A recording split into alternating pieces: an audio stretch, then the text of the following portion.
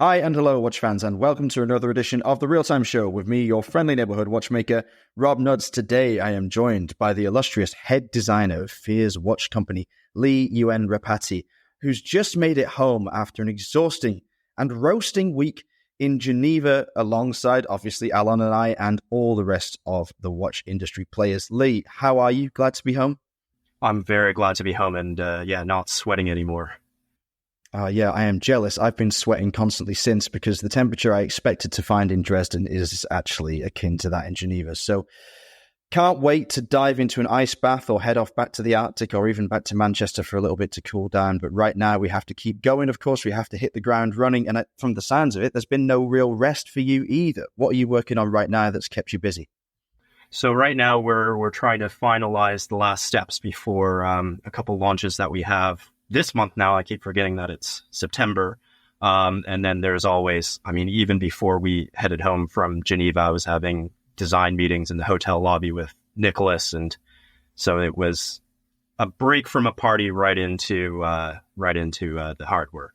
It's hard work traveling as well, right? I know not everybody would believe that if your job requires you to be in the same place for long stretches of time. But when you're on the road, bouncing around the world, it becomes quite draining. How do you find it as a designer who obviously is looking for inspiration in the world out there, but also has to, at some point, take some time to themselves to chill out, digest it all, and then make something from it? Yeah, sometimes it's just taking a little bit of a walk or isolating yourself. And then other times, that can then make, when you're thrust into a very social or very kind of hyperactive environment like one of these watch shows, that can make you ready to experience the contrast of the benefits of isolation. So I happen to work remotely. That gives me the time alone to be very focused in on whatever the task at hand is.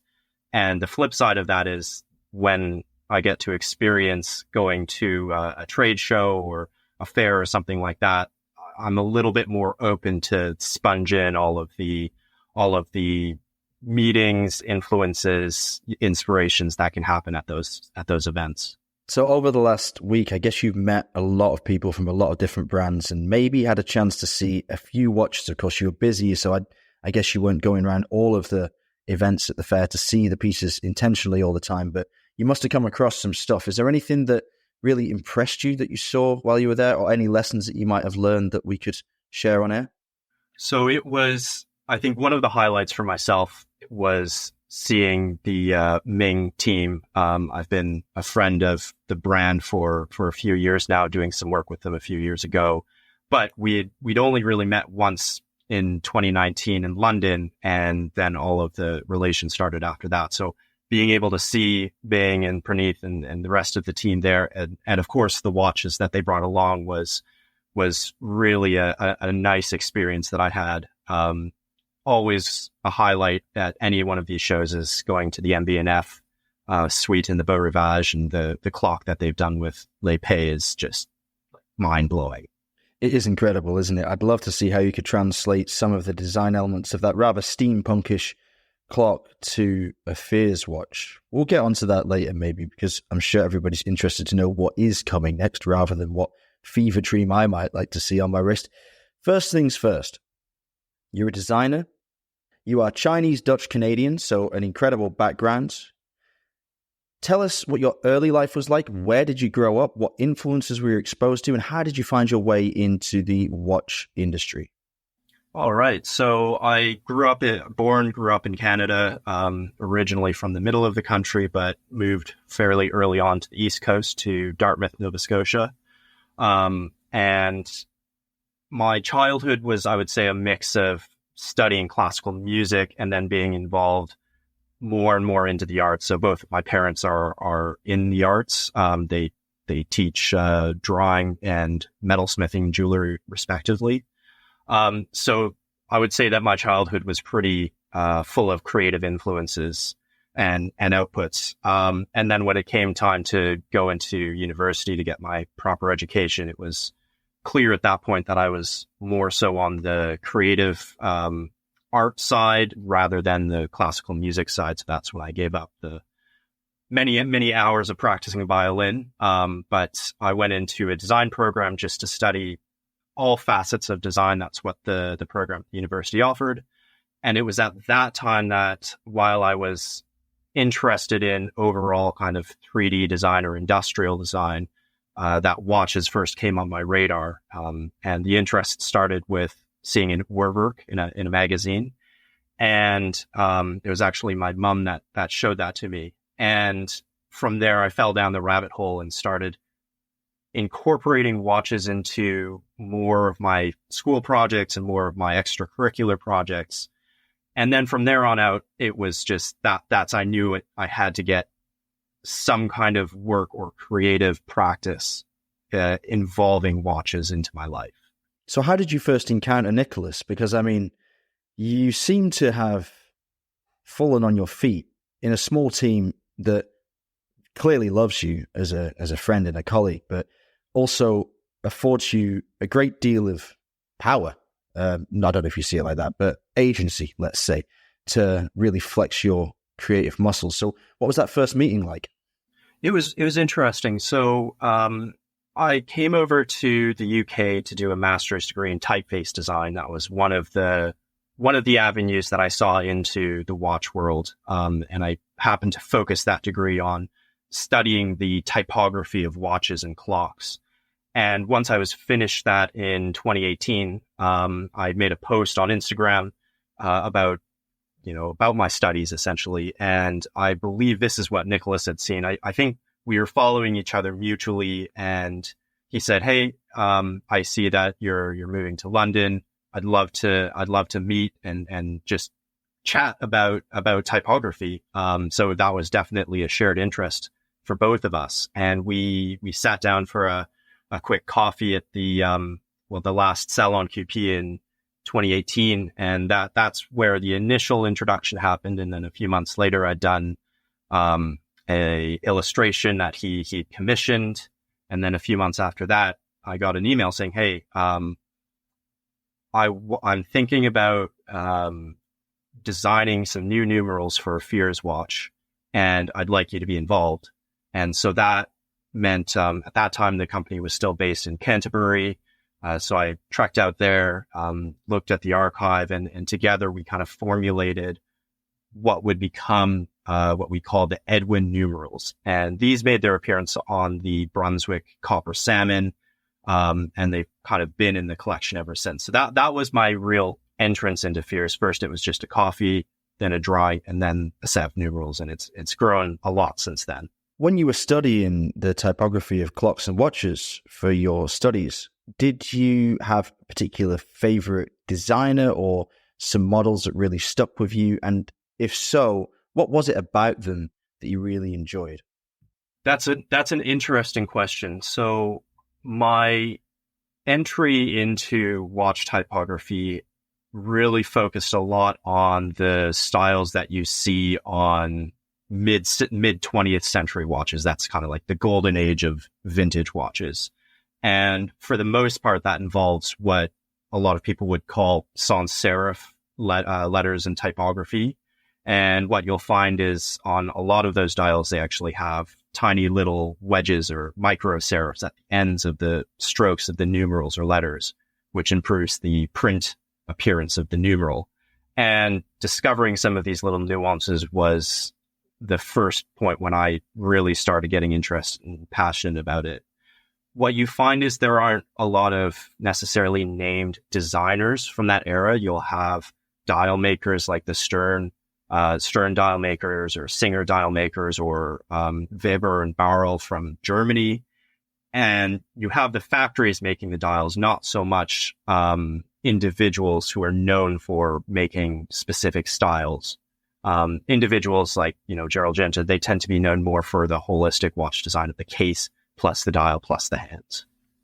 I'm really interested in these micro serifs. What is it about adding those that improves the print appearance of a type? Is it some kind of optical illusion that makes it look like a more natural hard end, or does the brain interpret it as if there is actually a serif there anyway?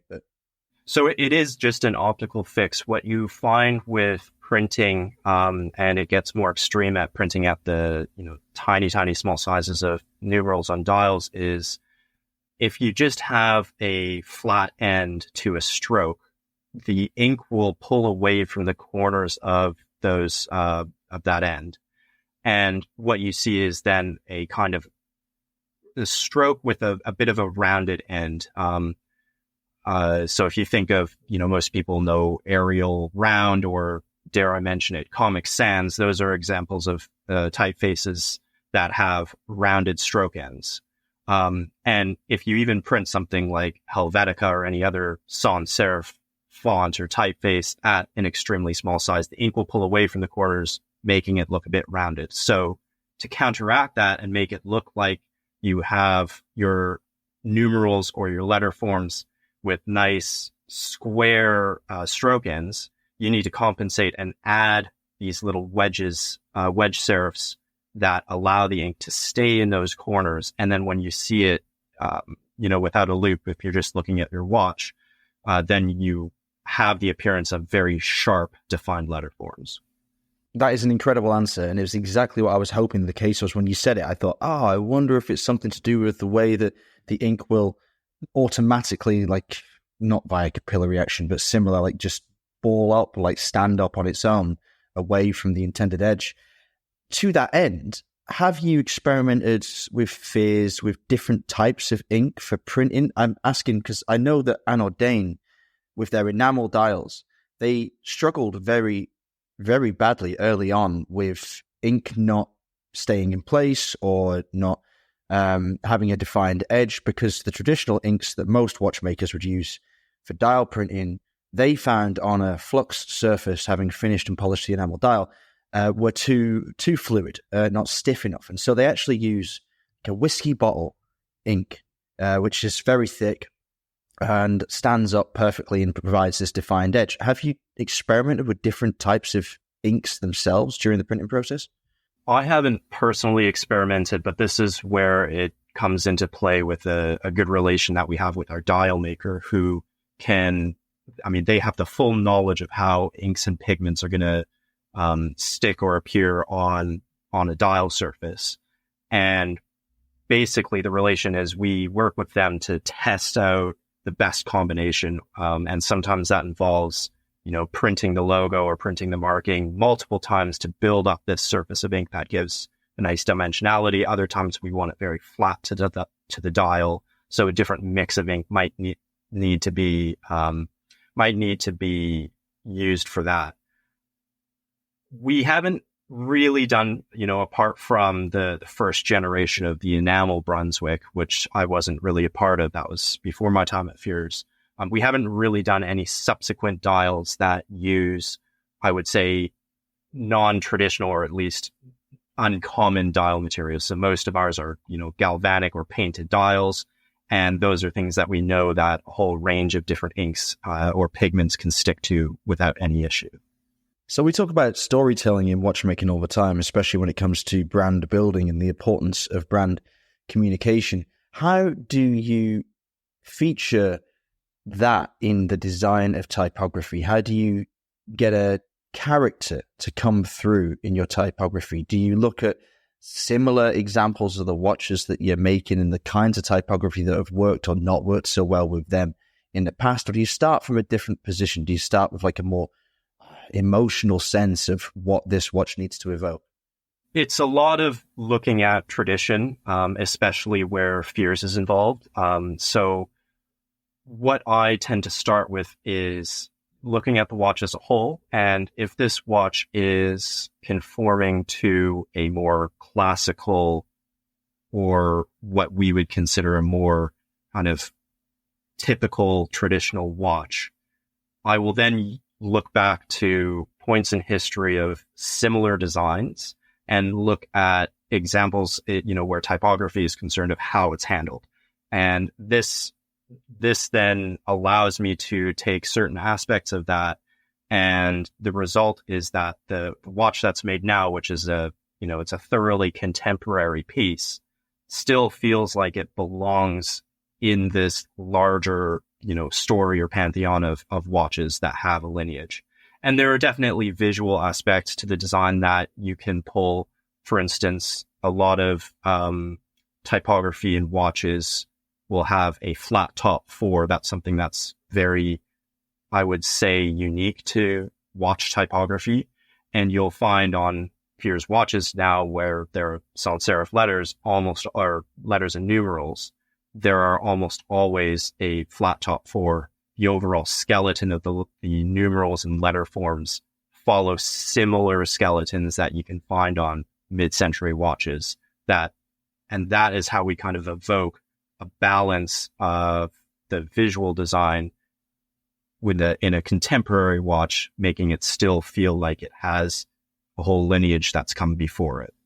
Why is it that the number 4 of all the numbers is so controversial and discussed in watchmaking? Because it's not just the flat top 4 or otherwise, it's also the Roman numeral 4, like the clockmaker's 4, to use 4 lines instead of IV. Why is it that one number, and I totally understand if you don't have an answer for me because it's really more of a rhetorical question, but why is 4 always a discussion? It's very funny. I think in terms of the Roman numeral forms, the studies that I've done on it, some people have said that, it's because the Romans or the clockmakers who used the numerals didn't want to use a subtractive method, which is the IV. And then I would say more visually obvious answer is it's just there to balance out the very wide numeral of the 8, which is V with 3 eyes following it. So that gives some balance onto the dial, which I can certainly get behind. In terms of the Western Arabic 4, it's just a weirdly constructed character. It's this essentially a cross with a diagonal section, whereas the other numerals are, usually follow a central spine or they have some symmetry to them. The 4 is just a bit of a freak. And this comes into designing it. Like the numeral, if you were to just look at the actual width dimension, usually has to be a lot wider than all of the other characters, which is really annoying when you're trying to think of something that is fitting within a set. But that's just ultimately the visual, the eye determines how attractive a letter form is. So you can't always just follow math to say, I want all of my characters to be the same exact width. It has to be a cohesive visual width rather than a mathematical one. What an incredible answer to a question I wasn't sure was going to sire a single comment. That's absolutely brilliant. I really like the explanation of the clockmaker's 4 being used to balance out the visual weight of an 8, which I think is even more important on a clock maybe than a watch because of how the eye leads to a watch. The date is normally at 3 o'clock because it's the first part of the watch that you see as it pokes out from beneath the cuff. At least that's what people tend to say is the reason for it being most commonly positioned there. But the 4, funnily enough, is maybe one of the first, maybe after the 5 numbers that your eyes would hit. I mean, as your watch comes out of your cuff, if it has a date particularly, you don't have a 3. So the first number you'd see, because it's the closest one to you on that side, is the 4. So perhaps it has even more significance than we give it credit for. And the answer that the 4 often needs to be actually wider to give it the same visual weight as other numerals is fascinating. Not something I knew at all. So thank you for sharing that. I'm sure the community will be very interested. Everybody will be getting their micrometers out and busting their crystals off their watches to have a look and see exactly if that's the case on their watches. You reminded me immediately of one of the greatest typographies I've seen in watchmaking in recent years. Certainly one of the most ambitious is the typography of the Mirage by Sylvain Berneron. I'm sure you're aware of it, and I don't know if you'd seen the early sketches that he used to put on Instagram before the watch itself was complete of his working process. What do you think of that? Is it something you like, or do you find it slightly jarring? And just tell us which other typographies in the industry, which brands you respect and you think are doing something good for that field. So the Berneron is a really interesting example because he's done something, and I have the counter example or another example which features a very different style of typography with some similar root thinking in that he's using these ratios to try and come up with the skeleton, the form of the numeral. And the theory is that balance of using those ratios makes for an attractive numeral form or piece of typography, or in Berneron's case, a watch as a whole.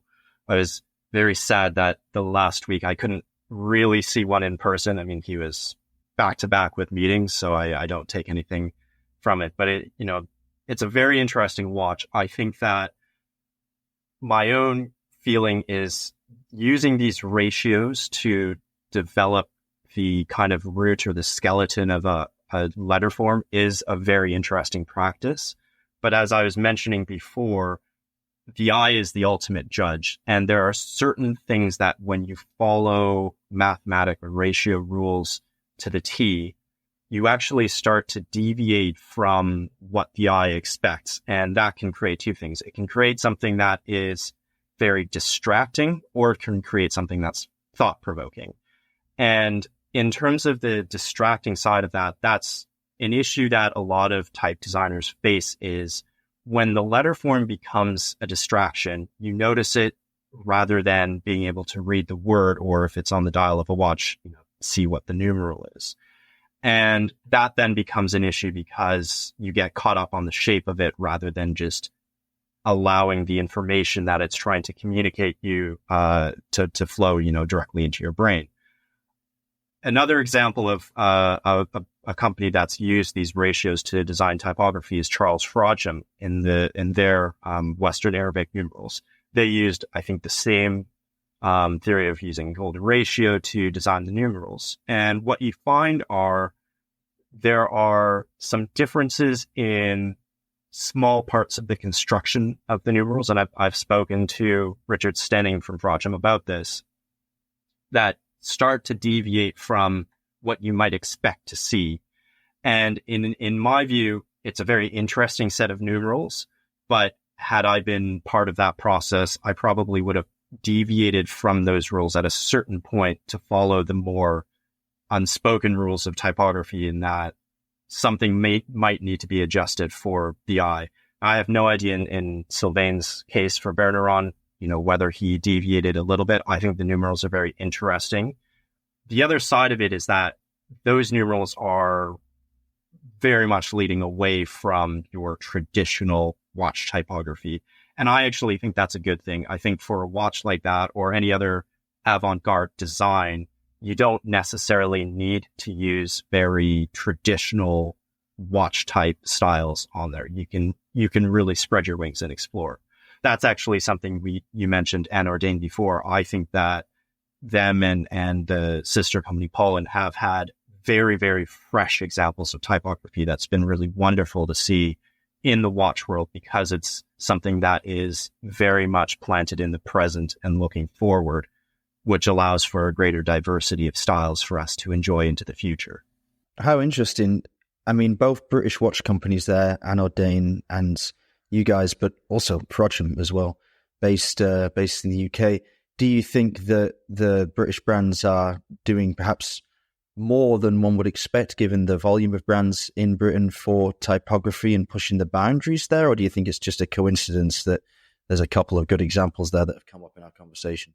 I would say that the closer you look into any kind of country's production of watches, you'll find interesting examples. I mean, certainly Hermès is another example of a brand that is really pushing typography in their collaboration with Philippe Apolloy, who is the designer of the Slim Hermès numerals, as well as some of the other styles on some of their new releases. You can see that those really deviate and are very, very contemporary. Even from Switzerland, you see some of the experimentation, more so on the independent side. Some of the numeral styles that Vialle Halter uses are quite interesting, and some of which are very traditional and lean towards an engraving form for the numeral, and others for the Art Deco watch that he released earlier.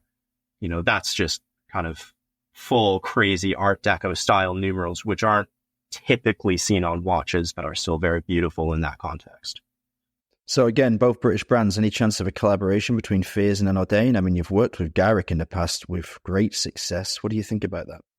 Well, I would probably call back to Nicholas's appearance on this show when he was asked the same question. I think that any collaboration needs to be bringing up both brands in pushing them in ways that they wouldn't normally go, and ultimately leading to a product that is really more than the sum of its parts.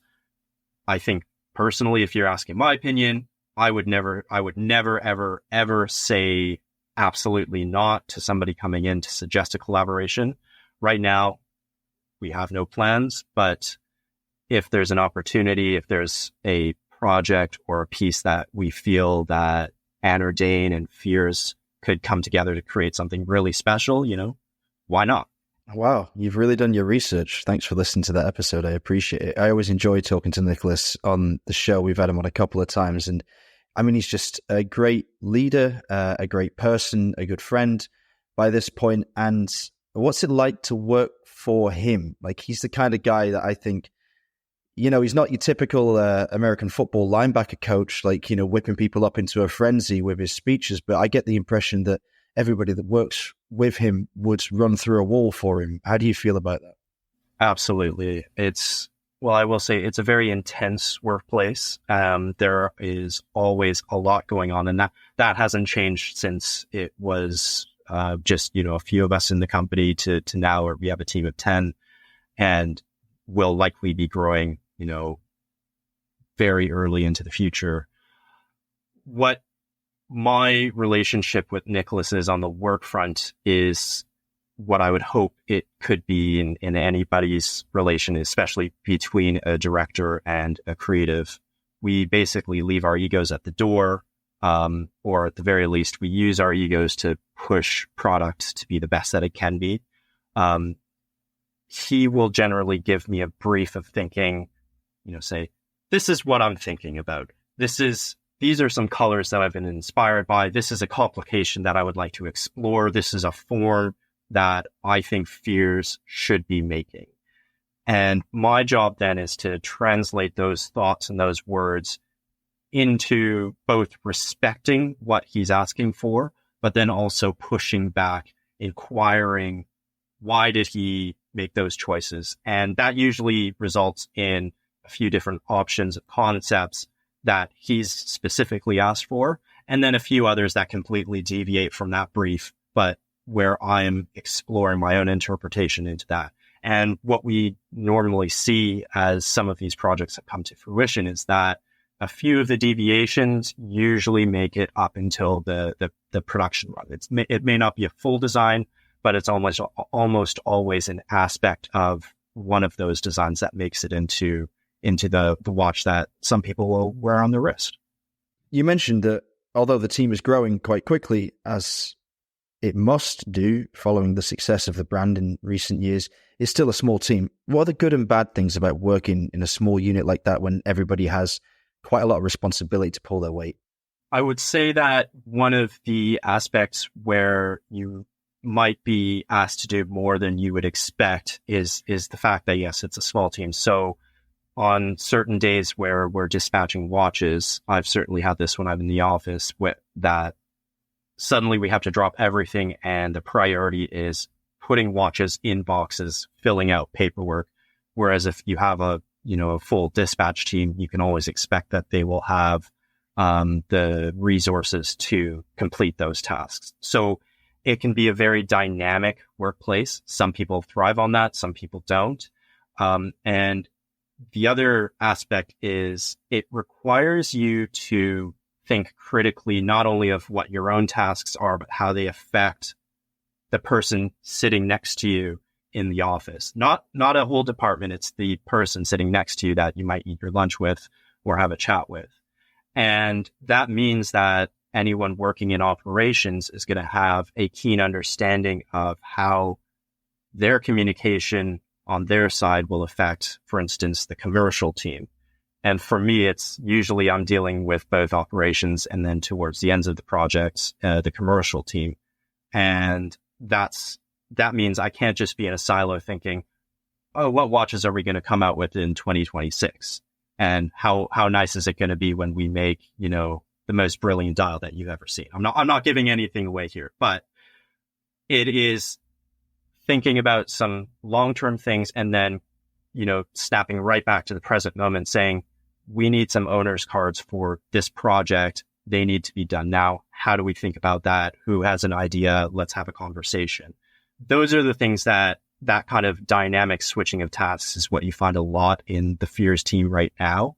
And it's certainly something that I can hope is included into the work culture as the team grows, because it's a huge strength of all of the Fears team right now, is that they can think dynamically and critically about the context that they're in, how it affects their team members, how it affects the brand, and how it can help everyone, get through the tasks of the day or the next few days or the next few months or years. So it sounds like you're a pretty tight-knit bunch. Does that really come out when a group of you, like Nicholas, Daniel, and yourself, were traveling recently together in a very intense environment? Like, you seem to, look after each other well, to always be looking out for one another. Does that just help build those bonds and make you even more keen to make Fears the very best version of itself? Absolutely. And of course, you and Alon would have seen us on this trip, but we also put that into practice when Fears is doing shows or exhibitions, whether that's in the UK, in Europe, or in North America, where we're not always sending out the same people to work the booth. Obviously, as many of those events that Nicholas can attend, that's great. He is ultimately the face of the brand. He's the focal point, if there ever was to be a person. But we now have the trust in each other that we can essentially send any number of team members to an event and know that they can work with each other and that they have the understanding of Fears, the story, the product, and the customer to represent the brand. And that allows for us to also change people's, days up, where you're not always sat in a cubicle looking at spreadsheets or, contacting suppliers or customers and that kind of thing. It allows for you to go meet, shake hands, look at our, see how people see our watches, look at other watches. And it's been, as the team has grown, that's been a wonderful thing that we've been able to have everyone kind of participate in.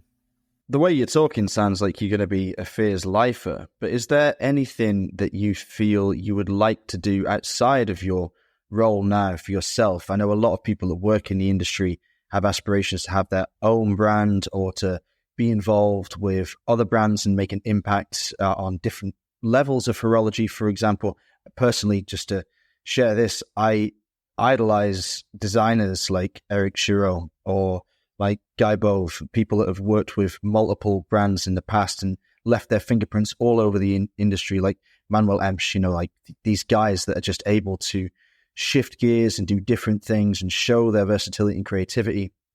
I totally understand if somebody would prefer instead to just be the linchpin of a success, a single success, and tie their career and reputation to it. But where do you come down on that? It's a very interesting question. I think ultimately I do value independence and having a diversity of work. I think that allows you to build strength into all of the work that you do. Before I started full-time at Fears about 2 and a bit years ago, Fears for me was another one of my clients. So I was fully independent doing freelance. And it was a time that I really enjoyed because you would have one day working on Fears, one day working on, some numerals for Havering 2, another day doing an illustration for MB&F, that kind of workflow. As I started full-time in Fears, one of the stipulations that I made for my job was that I needed to be able to work a certain amount of time, a certain percentage of time, which changes over the weeks, on independent projects. This is done through an umbrella department that's under Fears, but is ostensibly simply myself. We will likely grow it out into its own kind of department. But for now, that actually allows me to take on projects as they come in for other clients and allows me to explore that kind of diversity in work that I really do chase and value. And I've already seen that where thinking about a dial for another brand will lead to answers that might improve a dial for Fears at a future date. So while I'm very, very happy and would love to work for Fears for, the foreseeable future, I also am very glad that I'm able to work a little bit on other projects that allow me to work in different ways or think in different ways. And it just helps every part of the practice. I will say I'm not in a hurry to, strike off on my own or, start a micro brand or anything like that, especially considering what the watch market is right now. But being able to work for various clients in amongst all of the work for Fears is something that is very liberating within the job. You should call it No Fears, your little offshoot department. No Fears, new opportunities, new operations, Fears, No Fears. I can always see it now. T-shirts, everything, baseball caps, incredible. There we go. You got to get the merch. I got to get the merch. If you need a merch guy, hit me up. Okay. Next question. How many times have you designed a typography that's never seen the light of day? I mean, you must have sketchbooks full of ideas, crazy ideas, sometimes maybe more conservative ideas that just didn't make it through. Maybe some of them are on the back burner, like concepts, ideas that you want to bring to life at some point in the future. Does it happen, or do you tend to work in a linear direction with every project and don't have too much that doesn't make the grade? So there are a ton of numeral sketches in various sketchbooks that are scattered around my flat, where there are just, not even a full set of 12 numerals, 1, 2, 3, 2, 4, 6. And that's where they sit until they have a use beyond that. I mean, there are not enough hours in the day to design all of the watch numerals or numerals in general that I would like to do. The other side of it is a lot of the exploration that I've done in creating typography for watches has been done as part of my 1 hour watch project, where I would draw a watch, and increasingly draw a watch within an hour, and increasingly as I became more interested in typography, there would be drawings that would feature sets of typography, styles of typography that I was interested in that day. A lot of it is more on the avant-garde side of watch typography. There are some I describe as like neo-Breguet styles that I've experimented in, but apart from existing on those drawings, they haven't yet found a use in a watch, certainly in a Fears watch. There are a few times that I push typography with Fears and have been able to develop new sets and new styles. There have also been times that I've gone back and developed a very traditional style, for instance, an upright Breguet style. Most people wouldn't necessarily associate these numerals with Breguet, but they are sometimes given that name in old catalogs. An example of this is what you would have seen in the Brunswick 1924 edition. This thinking about a very traditional numeral was an interesting essay or an interesting practice for me to do. And the flip side of that was, in designing those numerals, I was also thinking about how do they work at the hour scale and how do they work at the scale where they're going to be printed very small for a small seconds subdial, for instance. And the result of that was a set of numerals that can transform their design to be suited for display in an hour and display as a tiny, tiny sub-seconds numeral. I don't think I've ever heard anything like that before. I love your work as 1 hour watch.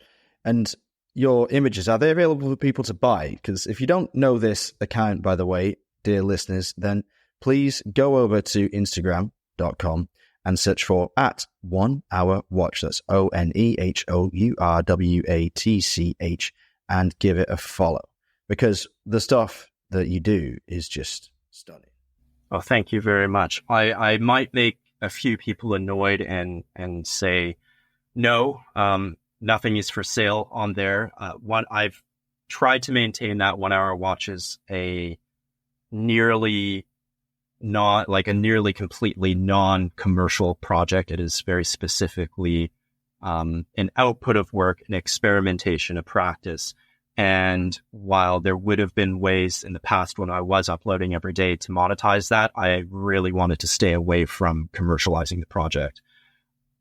I've done a few posters, a few prints, but what you find is also I want to respect the quality of work that's gone into the drawings, which then requires a very high quality print. To be able to do that on demand with a collection of drawings that is nearly 3,000 strong is just a recipe for a headache, essentially. So I'm saving myself a bit of strife. But if you want to see the pictures, obviously all of them are available for free online. Take a screenshot. Please don't print it out, but enjoy it in your own time. I mean, it would make one hell of a coffee table book if you ever have the time or capacity to put it together. I mean, that's a beautiful thing. That has been one of the more requested things to come out is a yearbook or something like that. But as you mentioned, I would need quite a bit of time to be able to put that together. All right. Well, no pressure. But, if it ever happens, let me know because I'd love to buy one. Tell me this. What do you enjoy most about designing watches from a philosophical perspective? And I mean, do you enjoy the challenge of working with a rather restrictive canvas? Do you enjoy seeing an idea come to life in material? What is it that really, really excites you about that whole process? This is actually going back to when I first started getting interested in watches. And I couldn't put it into words back then, but what I realized was watches they hold so many different things.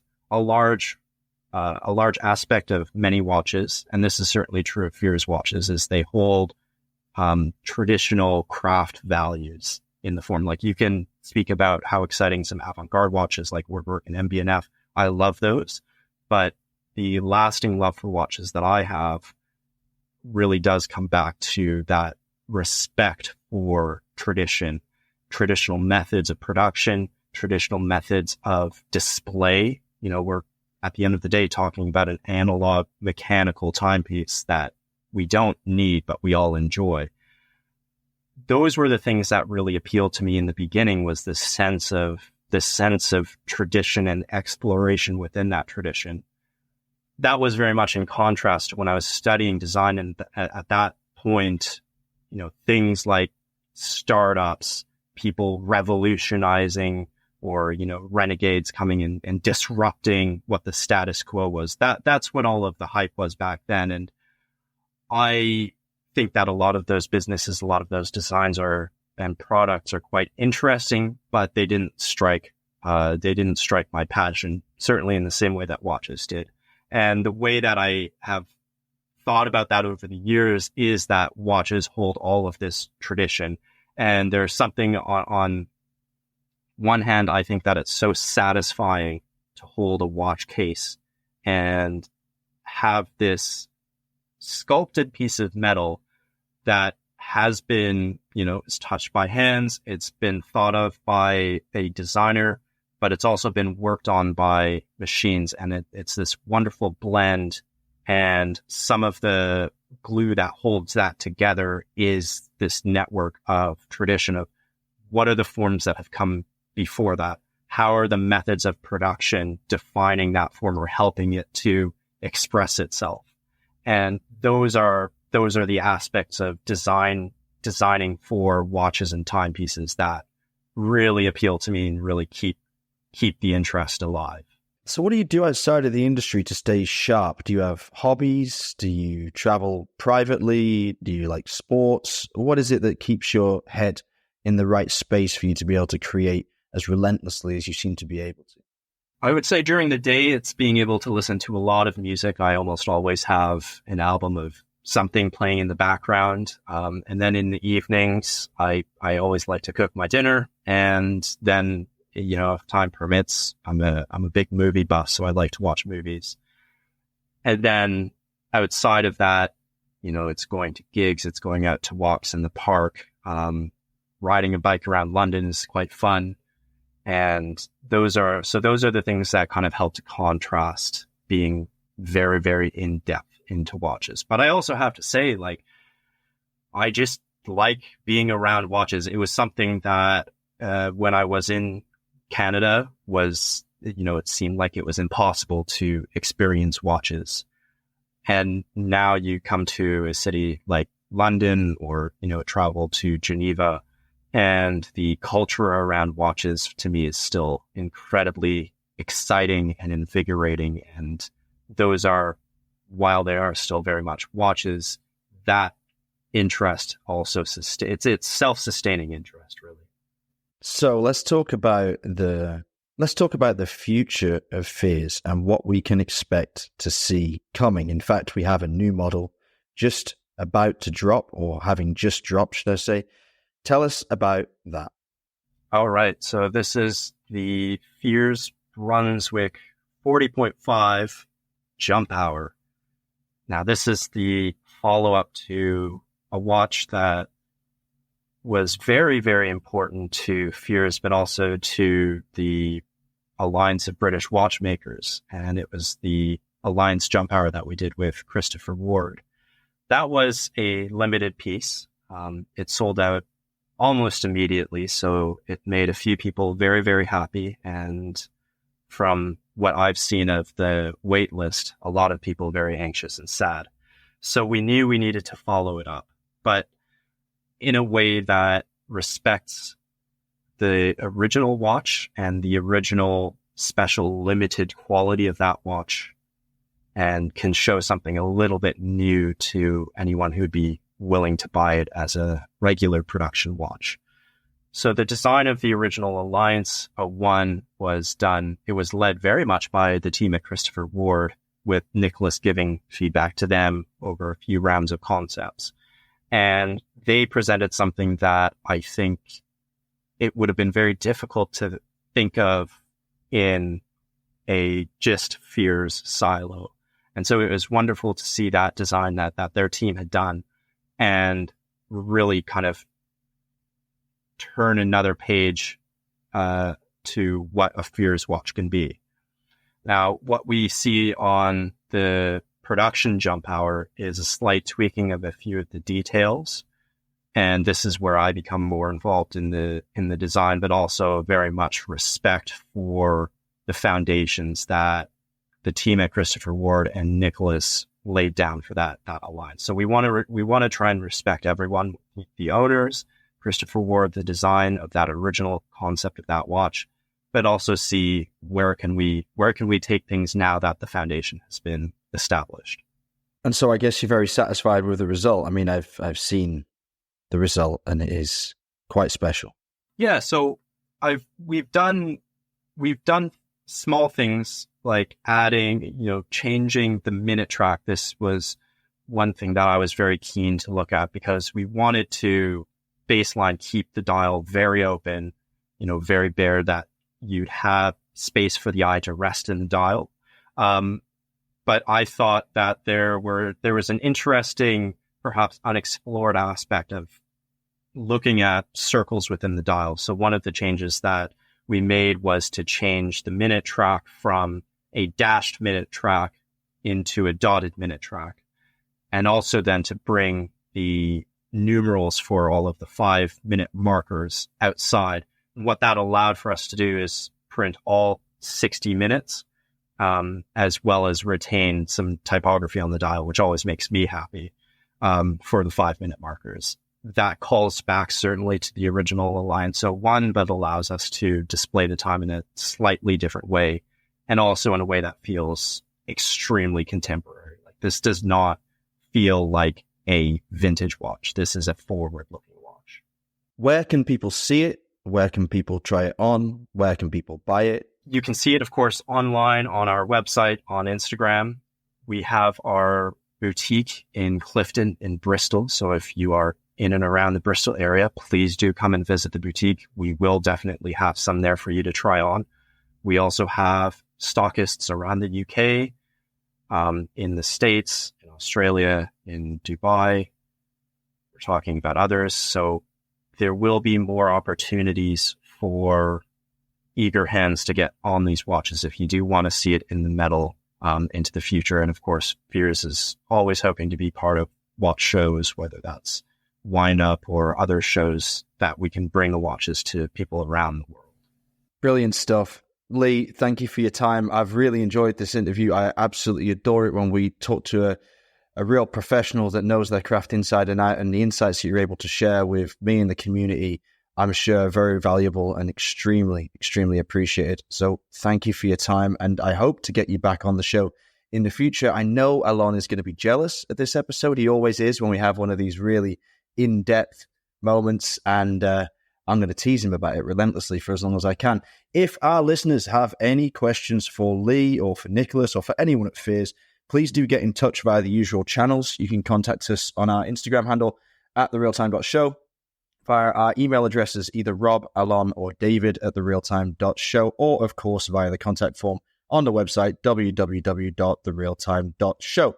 We will be back soon with more top quality watch content. Until then, stay safe and keep on ticking.